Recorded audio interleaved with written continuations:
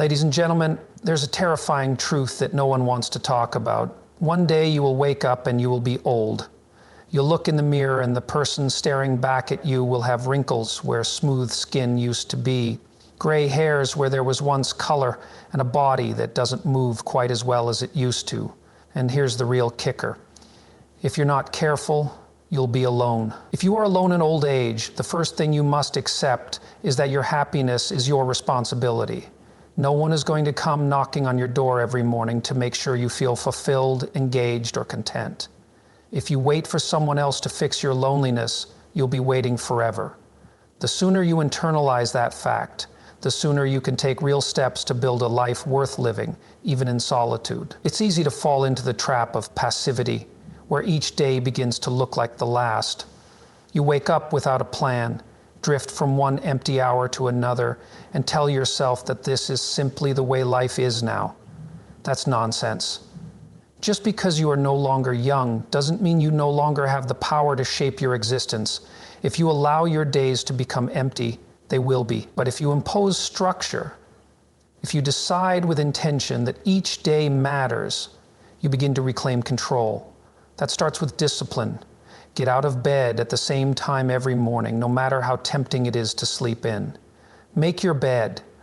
Start the day with a task that reinforces the idea that your actions matter. Then, move forward with purpose. Create a routine. It doesn't have to be complicated, but it does have to be yours. Maybe you take a morning walk, make a real breakfast, or sit down with a book instead of turning on the television. These small, deliberate choices send a signal to your brain.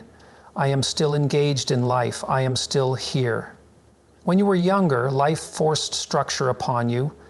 Work schedules, family obligations, social expectations. But now, if you don't create structure for yourself, no one will. That's why it's so easy to slide into aimlessness, to let days slip by in isolation and inactivity.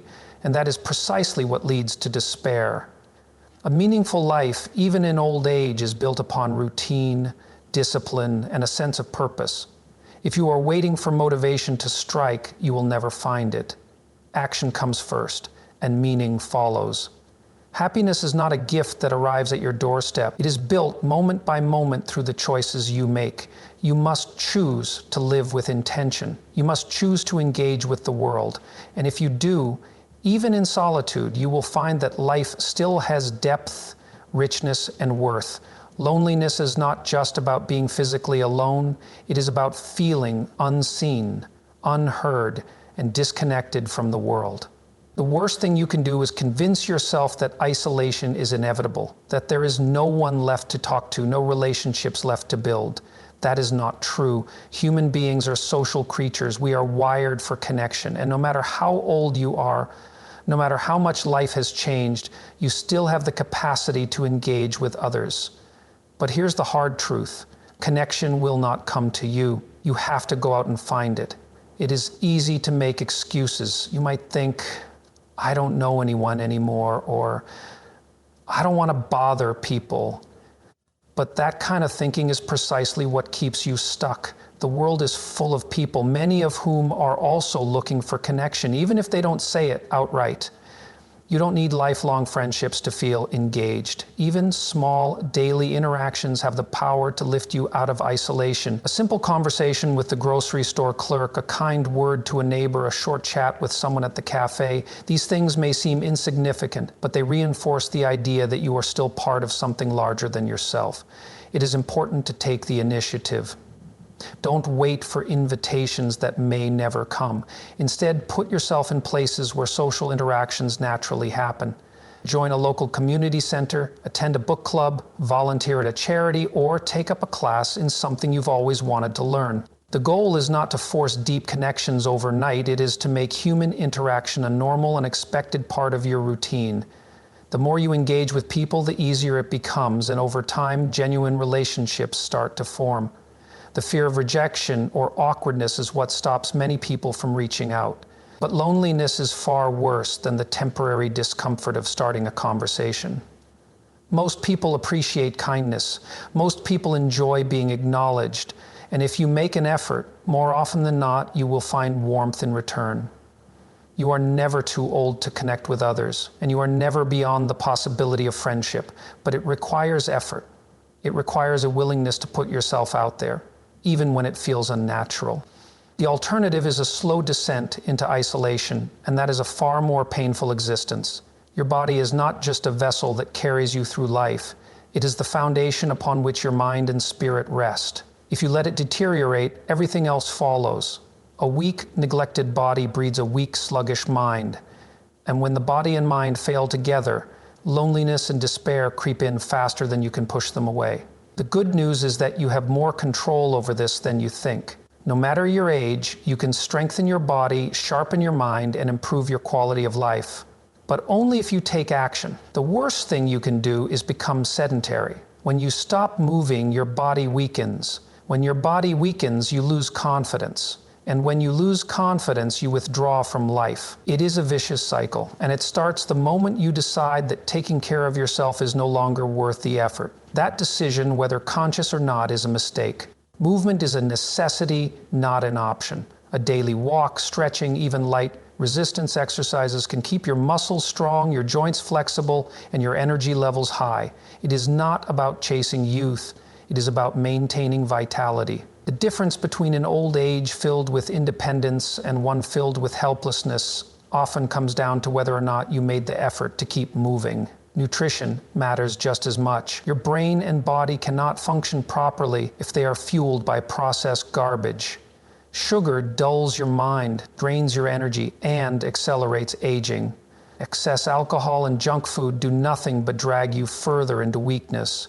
Your diet should support you, not destroy you. Whole foods, protein, healthy fats, and hydration are simple but essential components of maintaining strength and mental clarity. You do not need to chase the latest health trends. You simply need to treat your body with respect. There is no escaping the physical realities of aging, but you do have control over how you experience them.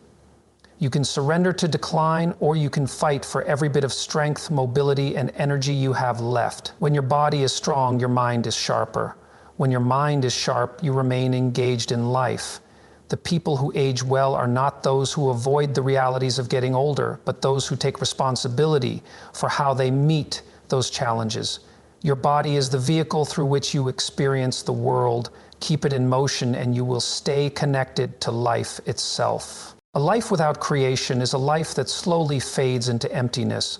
The human spirit thrives on meaning, and meaning is built through the things we make, the ideas we explore, and the knowledge we pass on. If you wake up every day with nothing to work on, nothing to build, and nothing to look forward to, then you are setting yourself up for a slow descent into despair. People are not meant to simply exist, they are meant to create. And if you are not actively engaging with something that gives you purpose, then it is no wonder that loneliness and sadness creep in. Creation does not have to be grand or complex, it simply has to be yours. Maybe you pick up a journal and start writing down your thoughts, capturing the wisdom you've gathered over decades of living. Maybe you plant a garden, nurturing something from the earth and watching it grow. Maybe you take up painting, woodworking, or knitting, something that allows you to bring something into the world that was not there before. The act of creation is an act of defiance against meaninglessness. It is proof that you are still here, still capable, still contributing. One of the biggest sources of loneliness in old age is the belief that you no longer have value, that your best days are behind you, that there is nothing left to offer. That is a lie. You have a lifetime of experience, stories, and lessons that younger generations could benefit from. Find a way to pass them on, mentor someone, write letters to your grandchildren, record your thoughts and insights, even if it's just for yourself. The moment you realize that your knowledge and creativity still matter is the moment you begin to reclaim purpose. The difference between a life that feels meaningful and one that feels empty is whether or not you are engaged in something that extends beyond yourself. The mind needs a challenge, the soul needs expression, the heart needs something to nurture. If you do not create, you wither. But if you make something, build something, share something, you remind yourself that life is still happening, that you are still part of it, and that what you do still matters. Because it does. The way you perceive your life shapes your experience of it. If you wake up every day believing that old age is nothing more than decline and loss, then that is exactly what it will become. But if you train yourself to see the beauty that still exists, to find gratitude in the small moments, then your life, regardless of your circumstances, will feel richer, fuller, and more meaningful. The human mind is incredibly powerful, and the stories you tell yourself determine whether you feel a sense of purpose or fall into despair.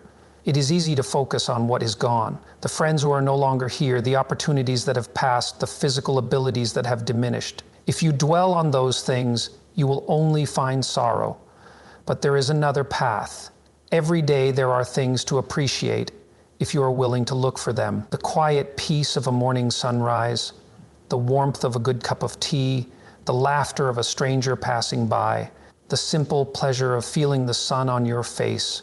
These things are not trivial, they are life itself. The problem is that people take them for granted until it is too late. Gratitude is not just an emotion, it is a discipline. It requires conscious effort. A good practice is to write down at least one thing every day that you are grateful for. Not just vague ideas like family or health, but specific moments. Today I had a meaningful conversation with someone. I enjoyed the way the wind felt on my walk. I listened to a song that brought back a good memory. The more you do this, the more you train your mind to seek out the good rather than dwell on the bad. And over time, that shift in focus changes everything. Beauty is still present in your life, but you must choose to see it. If you spend your days absorbed in regret or bitterness, you will miss it. But if you make it a habit to look for moments of joy, to appreciate the small things, to acknowledge what is still good, then you will find that happiness is not something lost with youth, it is something cultivated through perspective.